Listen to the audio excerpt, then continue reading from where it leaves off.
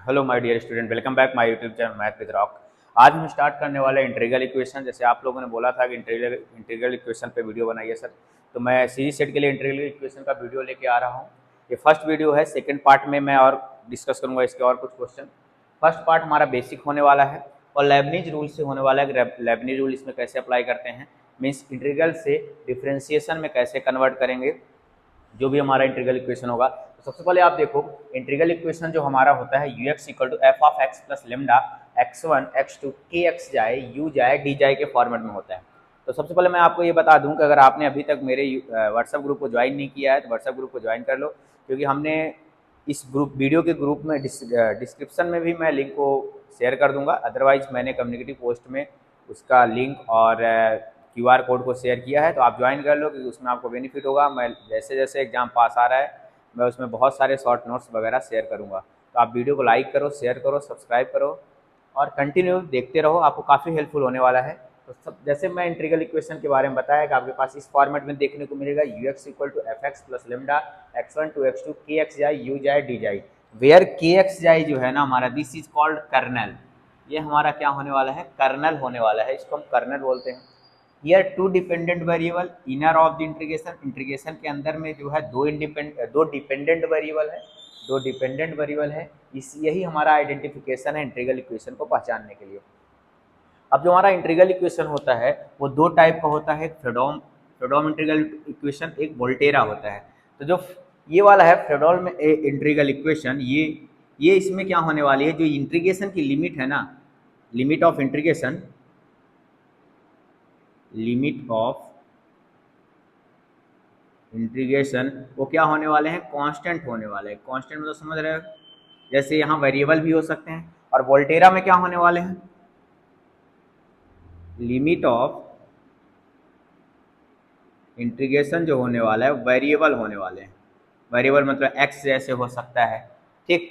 तो इसमें से आपको पहचानने के लिए ध्यान रखना जरूरी है कौन सा फ्रेडोल्म इंटीग्रल इक्वेशन है, कौन सा वोल्टेरा है, कौन सा फ्रेडोल्म है और कौन सा वोल्टेरा इंटीग्रल इक्वेशन है। क्योंकि सेट में क्या होता है, यहाँ से भी बेसिक क्वेश्चन पूछ लिया जाता है कि हमारे पास एक Fredholm first kind of integral equation है, वोल्टेरा फर्स्ट काइंड है, वोल्टेरा सेकंड काइंड है। इससे भी क्वेश्चंस को पूछ लिया जाता है। आपके सेट में जो प्रीवियस ईयर क्वेश्चन में आप देखोगे तो ये ऐसा आया हुआ है क्वेश्चन, इसमें आपका टाइप पूछ लेता है, काइंड पूछ लेता है, कौन से टाइप का है, फर्स्ट काइंड का है, सेकंड काइंड का है। तो आपको ये भी पहचानना जरूरी है। तो मैंने सबसे पहले इसको दोनों को पहचानने के लिए बताया। अगर वेरिएबल लिमिट आई, जैसे फॉर एग्जांपल के लिए मान लो ये सेकंड वाले में जो यू एक्स आएगा, ये फर्स्ट वाले के लिए मैं पहले बता दे रहा हूँ, यू एक्स फर्स्ट मतलब ये वाला यू एक्स इक्वल टू हमारा जो होने वाला है f of x plus lambda a to b, a और बी यहाँ कांस्टेंट होने वाले हैं, ए टू बी कि एक्स जाए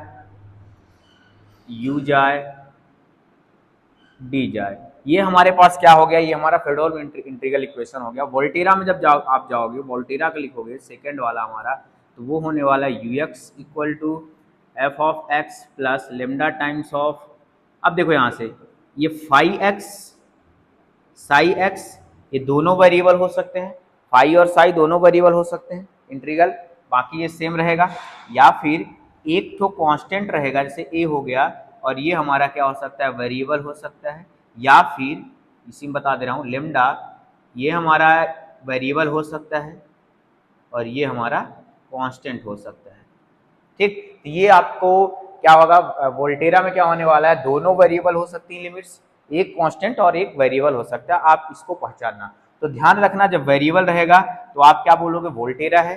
जब फिक्स वैल्यू रहेगी, कांस्टेंट रहेगी, एफ फिक्स से आ रहा है, फिक्स मतलब जैसे कांस्टेंट रहने वाले हैं फिक्स, तो उसे हम क्या बोलेंगे, फ्रेडोल्म इंटीग्रल इक्वेशन।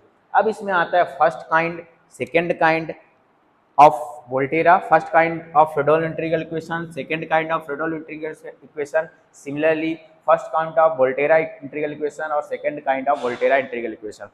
तो इसको पहचानने का तरीका सेम रहेगा। देखो मैं इधर लिख रहा हूँ, लेबनीज ध्यान से समझना, एक को मैं बता दूंगा, दूसरा आप खुद पहचान लोगे। जैसे मान लो आपके पास मैंने लिखा u x into h x equal to f of x plus lambda times of integration, कुछ भी ले लो, यहाँ वोल्टेरा ले ही लेता हूँ मैं, या फ्रेडोल्म ले लो, कोई फर्क नहीं पड़ेगा, मैं फ्रेडोल्म ही ले लेता हूँ। ए टू बी की एक्स जाए, यू जाए, डी जाए।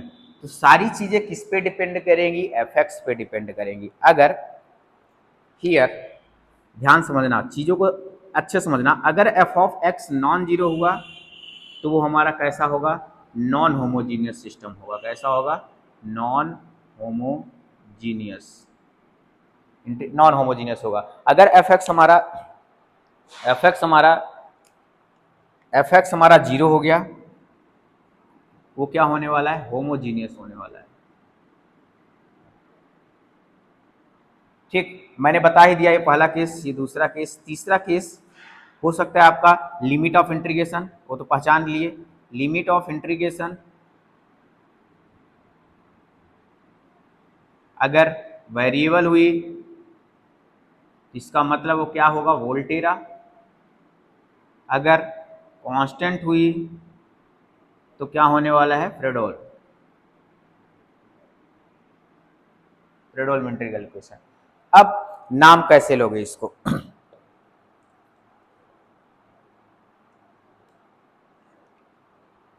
नाम कैसे इसका आप बताओगे कि फर्स्ट काइंड है या सेकेंड काइंड है?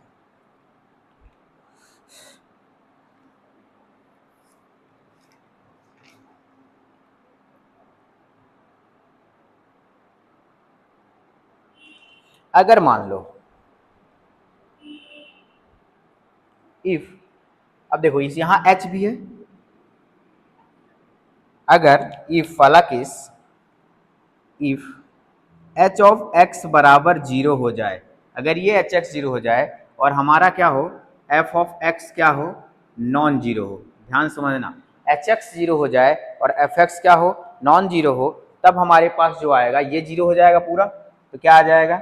F of x plus lambda times of a to b कि एक्स जाए, यू जाए, डी जाए बराबर जीरो होगा। ध्यान समझना ये बात को, मतलब ये जो यू एक्स था ये वाला क्या हो गया? ये वाला टर्म जीरो हो गया, तो ये हमारा कहलाएगा, क्योंकि ये दोनों कांस्टेंट है, तो कांस्टेंट है तो इस इक्वेशन को हम बोलेंगे फ्रेडोल्म इंटीग्रल इक्वेशन ऑफ, क्योंकि एफ एक्स नॉन जीरो है।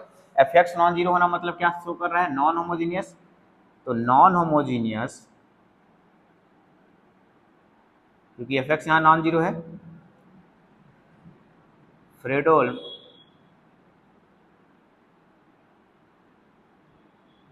इंटीग्रल इक्वेशन ऑफ, अब देखना यहां से एच एक्स जीरो था ना, एच एक्स जैसे ही जीरो होगा तो उसको हम किसमें कंसीडर करेंगे? First kind.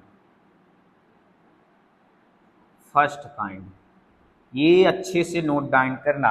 अगर एच एक्स जीरो हुआ तो कौन से टाइप में आएगा? फर्स्ट काइंड में आएगा। अगर एच एक्स नॉन जीरो हो जाए, इधर मैं रफ कर रहा हूं, ठीक, एक मिनट, अगर इसको मैं रफ कर दे रहा हूं, ध्यान समझना। अगर एच एक्स हमारा नॉन जीरो हो जाए,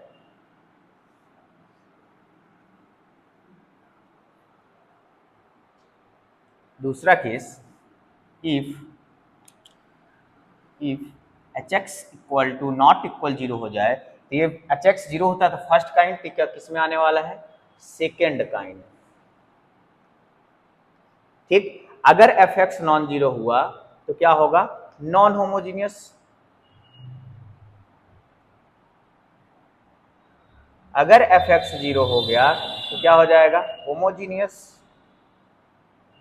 अब आप इसको बोल सकते हो एच एक्स पे डिपेंड कर रहा है काइंड। अगर एच एक्स जीरो हो गया तो first kind, h x non zero हुआ second kind, f x non zero हुआ non homogeneous, f x zero हुआ तो होमोजीनियस। जैसे मैं आपके पास एक इंटीग्रेशन लिखता हूं, देख ध्यान समझना, कि u x equal to lambda times of zero to a to x k x जाए, यू जाए, डी जाए। तो आप देखो ध्यान से समझो, क्या कौन से काइंड का है मैं आपसे पूछ रहा हूं।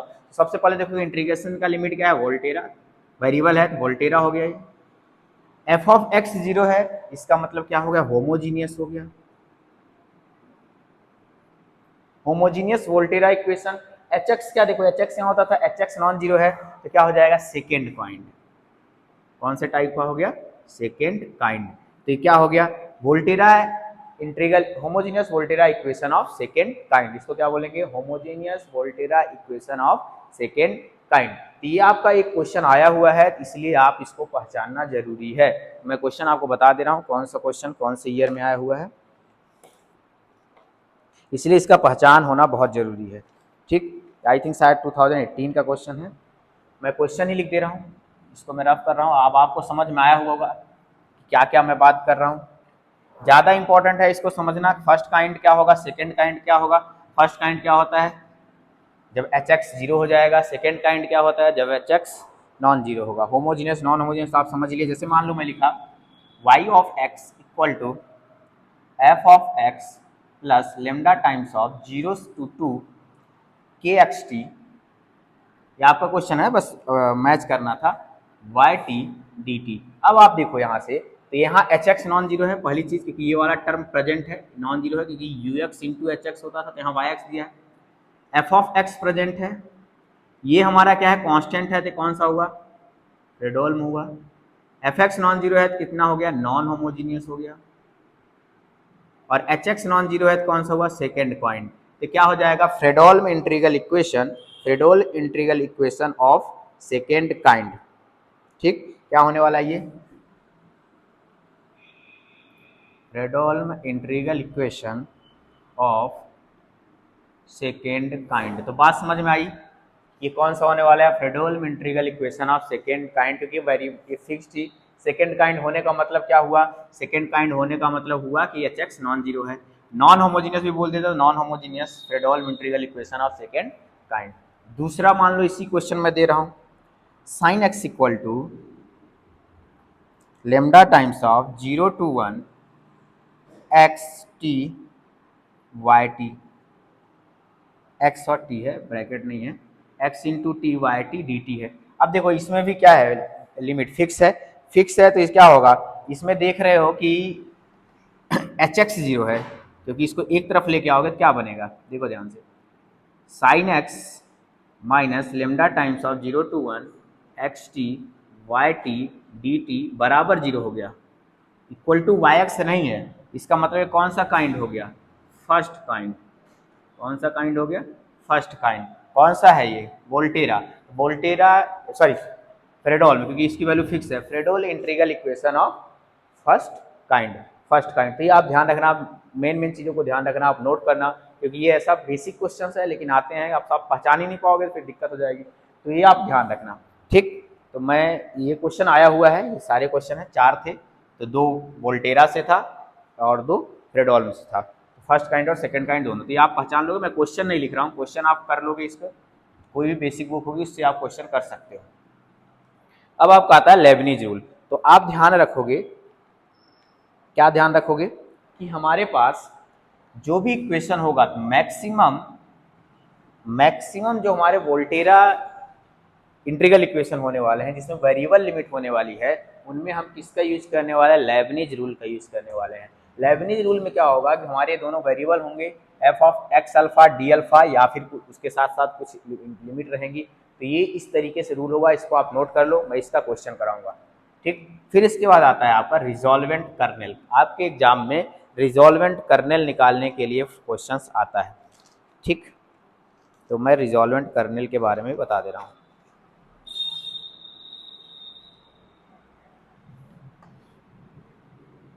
कैसे निकालेंगे उसको भी बताऊंगा, रिजॉल्वेंट कर्नल। देखो क्या होगा, एक कर्नल होता है, के एक्स जाई, जैसे इंटीग्रल इक्वेशन है, के एक्स जाई क्या कहलाता है, कर्नल कहलाता है। ठीक, के एक्स जाई को क्या बोलने वाले, कर्नल बोलने वाले हैं। आर एक्स जाए लेमडा को हम बोलने वाले हैं रिजॉल्वेंट कर्नल। निकालने का मेथड क्या होगा, निकालने का इसका रूल है कि आप पहले जो इंटीग्रल इक्वेशन दिया जाएगा, जैसे कैसे दिया जाएगा इंटीग्रल इक्वेशन, ऐसा रहेगा, u x equal to f of x plus lambda times of k of x जाए यू जाए डी जाए। ऐसे आपके पास इंटीग्रल इक्वेशन रहेगा। लिमिट कुछ भी हो सकती है, आपकी वेरिएबल हो सकती है, मैं वोल्टेरा ले रहा हूँ। ठीक, अब मैं पूछ लूँ कि कौन से काइंड का है, तो आप बोलोगे वोल्टेरा इंटीग्रल इक्वेशन, क्योंकि वेरिएबल है यहाँ एक्स है, एफ एक्स नॉन जीरो है तो नॉन होमोजीनियस हो जाएगा, जीरो हो जाएगा तो होमोजीनियस। ये भी नॉन जीरो है, नॉन जीरो होना मतलब सेकेंड काइंड, तो Volterra integral equation of second kind हो जाएगा। तो रिजॉल्वेंट कर ये क्या हो जाएगा हमारा, ये क्या होने वाले हैं, Volterra integral equation of second kind. ध्यान रखना, मैं बार बार बोल रहा हूँ कि आप Lebanese rule Volterra integral equation में ही लगाने वाले हो। वोल्टेरा इंटीग्रल इक्वेशन को सॉल्व करने के लिए लेबनिज रूल का यूज होगा, इसलिए इस रूल को याद रखना और इस फार्मूले को आप नोट डाउन कर लो और फिर मैं इसके क्वेश्चंस बताऊंगा, इसी वीडियो में बताऊंगा। सेकंड पार्ट में फिर हम कुछ और डिस्कस करने वाले हैं जो हमारा डिफरेंस कर्नल होने वाले हैं। ठीक, इसका रूल क्या होगा आर एक्स जाई निकालने के लिए, देखो आर, इसका भी फार्मूला लिखना आप, आर एक्स जाय लेमडा जब निकालोगे आपके पास आएगा के वन एक्स जाय प्लस लेमडा टाइम्स ऑफ के टू एक्स जाय प्लस लेमडा स्क्वायर के थ्री एक्स जाय plus dash dash dash plus lambda की power N minus one k n x जाय। ये हमारा फार्मूला होगा रिजॉल्वेंट कर्नल को फाइंड आउट करने के लिए। ध्यान रखना K1 K2 K3 को हम फाइंड आउट करेंगे, ठीक है। अब K1 कैसे निकालेंगे, ध्यान रखना जो KX जाई होगा, KX जाई को ही हम क्या मानेंगे, K1 X जाई लेने वाले हैं। K1 निकल गया। अब रही बात K2 X जाए कैसे निकालेंगे, K2 X जाए जो होने वाला है हमारा, ध्यान रखना फार्मूले मैं बता रहा हूँ, फार्मूले को याद रखने का तरीका देखना। इसका जो भी रहेगा, जो भी यहाँ रहेगा, जाई रहे एक्स रहे, इंटीग्रेशन की लिमिट जाई टू एक्स, उल्टा जाना जाए से एक्स, जाए टू एक्स। फिर इसके बाद आप क्या करोगे, यहाँ लिखना के एक्स टी, मतलब सेकेंड वेरिएबल को आप क्या करो टी से रिप्लेस करना, जाए की जगह टी लिखना। फिर यहाँ आप लिखोगे K1 टी जाए और यहाँ क्या आ जाएगा डी जाए, ठीक। K1 टी जाए, सॉरी, अगर ये जो भी वेरिएबल से आप रिप्लेस कर रहे हो उसी के रिस्पेक्ट में इंटीग्रेशन करना, मतलब यहाँ dt आ जाएगा के एक्स टी फिर K1 टी जाए। अब ऐसे ही K3 निकालोगे, K3 एक्स जाए इक्वल टू यहाँ भी जाए टू एक्स आएगी लिमिट, जाए टू एक्स, ध्यान रखना।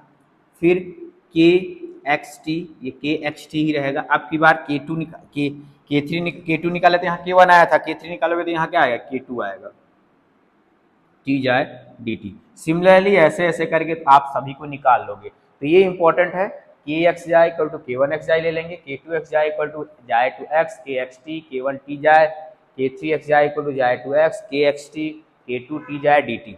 ठीक, इस तरीके से आप इस फार्मूले को नोट डाउन कर लो, ऐसे फार्मूले को नोट डाउन कर लो, K3 ऐसे K4 डैश डैश डैश, ऐसे आप के एन प्लस वन तक आप फाइंड आउट कर सकते हो। हमें ज़्यादा जरूरत है नहीं इसको निकालने के लिए, क्योंकि इसी पैटर्न में हमारा आते जाएगा। तो आप एक दो याद करो, फर्स्ट याद करो, सेकंड वाले में क्या होगा, बस याद क्या करोगे कि ये लिमिट जो होगी जाए टू एक्स होगी, जाए टू एक्स होगी, के एक्स, इस वाले जाए को टी से रिप्लेस करो या किसी भी वेरिएबल से रिप्लेस कर दो, यहाँ जेड रख दो, कोई फर्क नहीं पड़ेगा, एक्स जेड कर लो और K1 जेड जाए कर लो, डी जेड कर दो, कोई फर्क नहीं पड़ेगा उससे।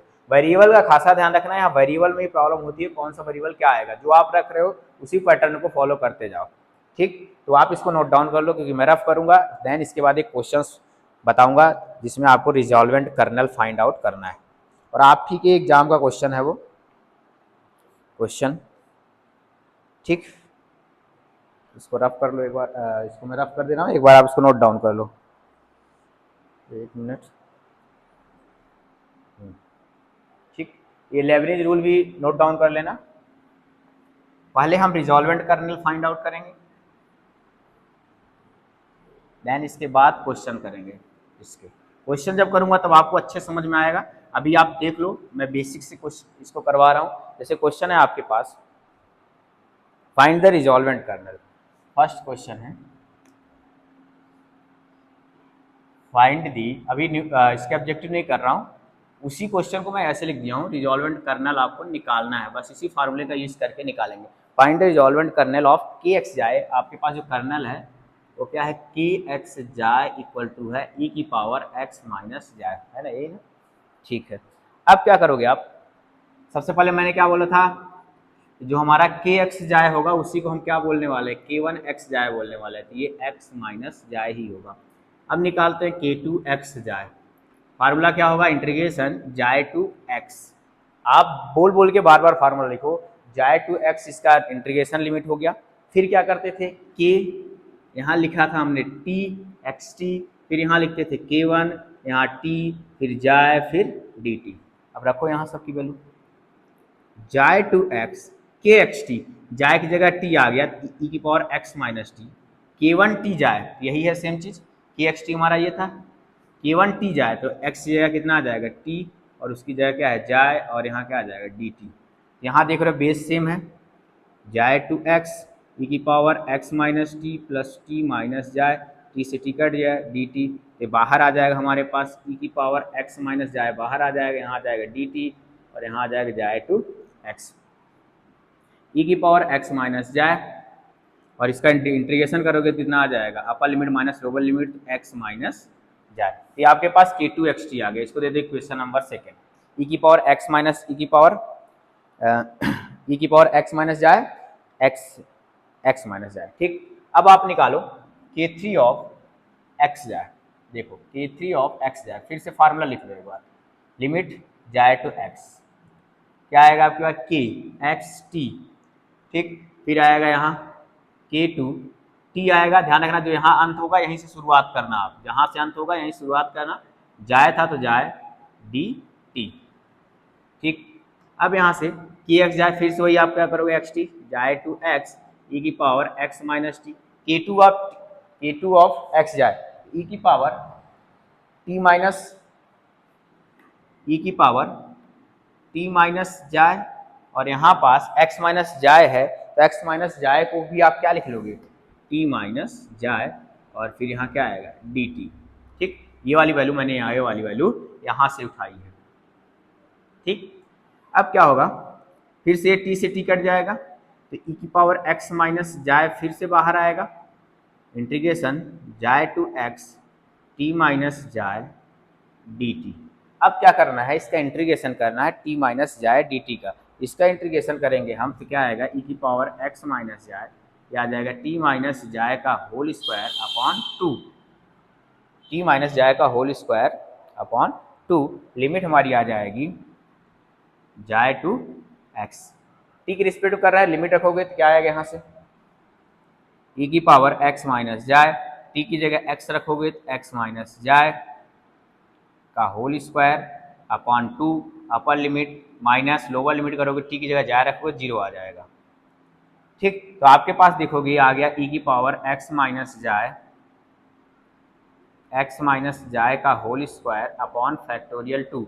अब आप इसी पैटर्न को फॉलो करोगे तो अगली बार देखोगे तो यहाँ दो है तो अगली बार तीन आएगा, ये तो सब में कॉमन ही आ रहा है, एक्स माइनस जाए आया था, एक्स माइनस जाए होल स्क्वायर अपॉन फैक्टोरियल थी, तो के थ्री के बाद के फोर हमारा क्या आने वाला है, के फोर एक्स टी जो आएगा, सॉरी के फोर एक्स जाए जो आएगा वो आएगा हमारा ई की पावर एक्स माइनस जाए की power three upon factorial three. तो इस तरीके से आप पैटर्न फॉलो होते चले जाएगा, तो हमारा के जो रिजॉल्वेंट करने लाएगा, इसको मैं रफ कर दे रहा हूँ इधर से, जो रिजॉल्वेंट करने लाएगा हमारा,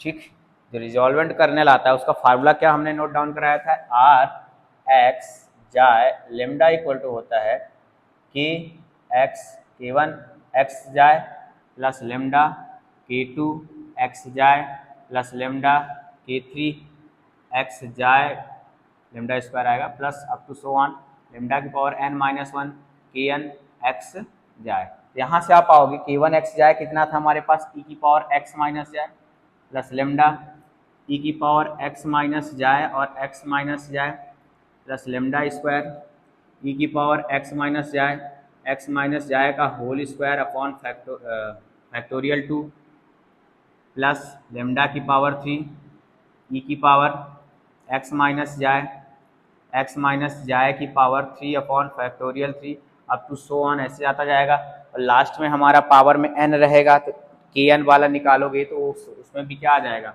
ई की, अरे इधर लिख दे रहा हूँ, प्लस डैश डैश डैश ई की पावर एक्स माइनस जाए और यहाँ आ जाएगा प्लस लेमडा की power n minus one x minus जाए की power n minus one upon n minus one factorial, ठीक, n minus one upon n factorial, sorry n factorial, क्योंकि n तक जाता है, n फैक्टोरियल कर देना आप। अब आपको एक चीज पता होगा,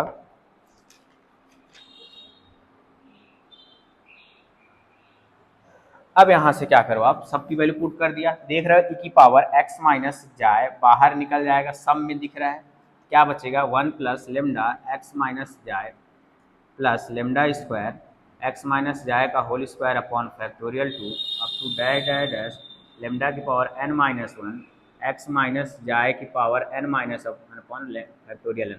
ये क्या लिखा हुआ है, ये e की पावर x का एक्सपेंशन लिखा हुआ है, क्योंकि e की पावर x का जो एक्सपेंशन होता है, और इसको रफ कर दे रहा हूँ एक बार, आप अच्छे से नोट, इसलिए मैं बता रहा हूँ कि आगे इसकी जरूरत है, एक दो बार बनाओगे तब समझ में आएगा थोड़ा, क्योंकि इसमें e की power x expansion 1 plus x square upon factorial 2 plus x 3 upon factorial 3 plus up to so on x power n upon factorial n, ऐसा होता है।